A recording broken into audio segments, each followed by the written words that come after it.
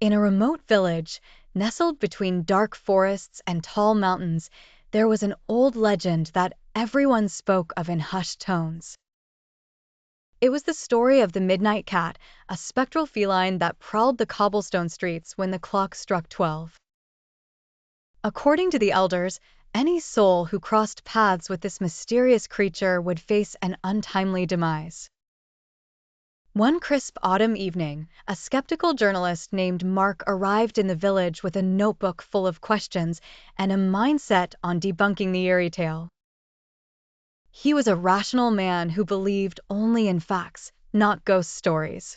But as night fell and the shadows grew long, even Mark couldn't shake a feeling of unease. Midnight approached, and Mark wandered the silent streets with his camera ready. Suddenly, from the corner of his eye, he saw it, a white cat, sleek and silent, its coat glowing eerily under the moonlight. Those eyes, dark and piercing, seemed to stare into his very soul. Fear prickled at Mark's spine, but he dismissed it with a nervous laugh. "It's just a cat," he muttered. The next morning, a series of alarming news awaited him. Several villagers had passed away suddenly, each at exactly midnight.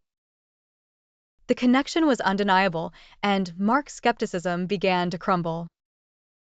Determined to get to the bottom of this mystery, Mark decided to find the cat again. His search led him through the village, asking questions and chasing leads, but the spectral feline was nowhere to be found.